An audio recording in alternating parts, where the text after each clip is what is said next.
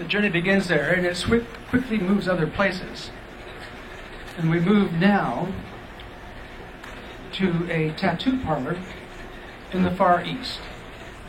It's not Miami Ink or LA Ink. This is Macau Ink in the year 1725.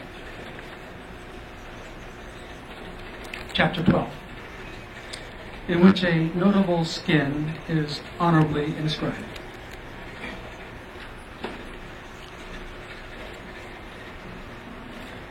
Macau sweltered beneath an unforgiving August sun, and the mirror sea was calm. The tall ships in Oyster Bay, the few wispy clouds in the sky, the lazily circling seabirds, all were faithfully replicated in precise detail in their liquid reflection. And none of it evaded the hooded gaze of Wu Chen-hu as he sat on his low stool before the entrance to his small shop on White Lotus Street. A small, nimble man of venerable age, his squat form swathed in green silk, he leaned against the crimson doorpost and smoked a long clay pipe, watching the aromatic wisps drift up to heaven. Every now and then he turned his eyes to the bay to take in a familiar summer sight, a ship being rowed into harbor by its tender boat. During the dull summer season, when the gods slept, the weather was still, there was often not enough wind to drive the big trading ships into harbor. So they must be rowed to port by their crews, sometimes from many miles out at sea. The ship was Portuguese, a large, full-bellied sea hound with 3 sky-scraping masts and a great curved scimitar of a prow. Fully laden with trade goods, it required 3 tenders to haul its bulk into the bay, while lifeless canvas hung limp on the spars. Soon the docks would shake off their slumber and resume their business of transporting goods from the hold to shore. For the next few days at least, there would be work and money for the dockyard lackeys, and eventually work, too, for Chen-hu. Sailors were the principal source of income for Wu's heavenly Tatao. Portuguese sailors were the chief contributors to his modest personal wealth. From his lofty vantage point on White Lotus Street, he watched as the ship was slowly berthed and roped, the gangplanks extended. There was a scurry of activity on deck as the cargo vessel was made secure. In a little while, the welcoming delegation arrived, a body made up of the harbor master and his assistants, several customs officials, heads of various trading houses, the local harbor broker. And there would be the obligatory exchange of gifts, speeches read out, and official documents presented and signed, and then, and only then, the first voyagers would be allowed to come ashore.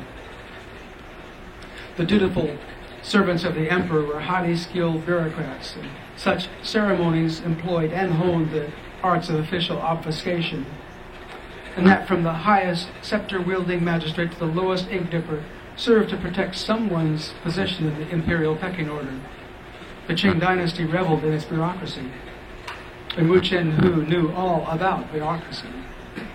As one of the few private businessmen allowed to deal directly with foreign devils, he had attracted more than the usual amount of official interest in his affairs over the years, and everyone from the tax officials to building inspectors knew and respected the House of Wu. He saw to it that the right palms were lubricated with the right measure of monetary grease to ensure that his business ran smoothly and with a minimum of interference. But down, he rubbed the back of his neck and put on his straw hat to shade his eyes, but continued to watch the ship. Soon, if not tonight, then tomorrow, or perhaps the next day, the sailors would begin to find their way to his door. He thought of sending a boy down to the docks to advertise his service, or better still, a girl. Sailors liked the young girls, and they followed them blithely. But it was early yet, and it was best to wait and see. If the expected trade did not appear, or proved a little too sluggish, he could send the girls.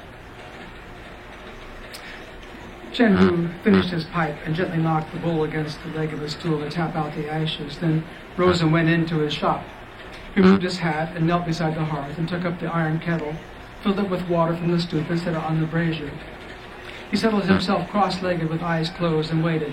When he heard the gurgling sound of water beginning to boil, he counted out 9 green leaves from a pouch at his belt and dropped them into the steaming water. A few moments later, the aroma rose to his nostrils, and he removed the kettle from the coals. He was just pouring the fresh brew into a tiny porcelain cup when the room darkened. He turned to see the shape of a large man silhouetted in the doorway. From the ungainly and graceless stance, he could tell that his visitor was a gaijin. He sighed and poured his tea back into his kettle, stood, tucked his hands into his wide sleeves of his robe, and moved to the door, using the shuffling gait that indicated humility. "Good luck to you," he said in his best Portuguese. "Please to come in." He bowed low to his visitor. "May good fortune follow you all your days," said the stranger in a voice at once distinctive and familiar. He stepped back into the light and began unbuckling his shoes. "Master Atu, it is you," he cried, the Chinese artisan. "I have returned, Chen-Hu," replied the dark-haired gentleman. This foreign devil is Arthur Flinders Petrie. And he's a pivotal character for the whole series. And he's someone who seems to know a whole lot more about this travel across the cosmic transportation system that Cosmo was talking about. Flinders Petrie is the fellow who keeps a record of his journeys as tattoos on his chest.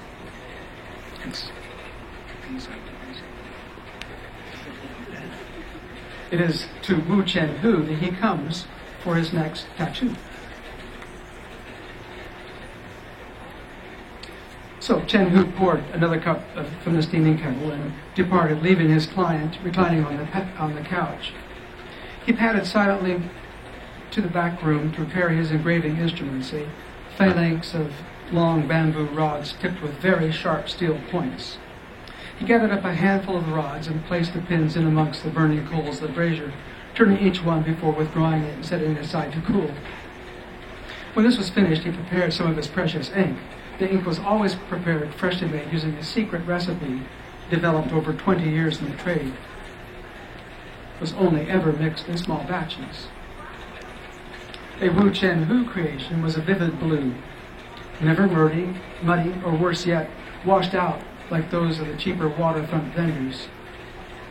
This, as much as a skill as the practitioner, set Wu's heavenly tatau high above all the rest.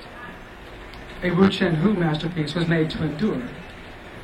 He had no doubt his work would last a lifetime of its owner and beyond. With slow, deliberate movements, he dribbled a few drops of the rich blue ink into a small stone vessel, took up the steel-tipped rods, arranged them on a teak tray with a stack of clean, neatly folded rags. When he was ready, he carried the tray back into the shop and placed it on a low table beside the couch. Next, he crossed to the hearth, knelt and took up a bunch of joss sticks, lit them, and as the fragrant smoke ascended, he offered prayers to all the relevant gods to guide his hands auspiciously. "Shall we begin?" he asked, seating himself on a stool before the settee. "By all means, begin," replied Arthur. We'll stop there.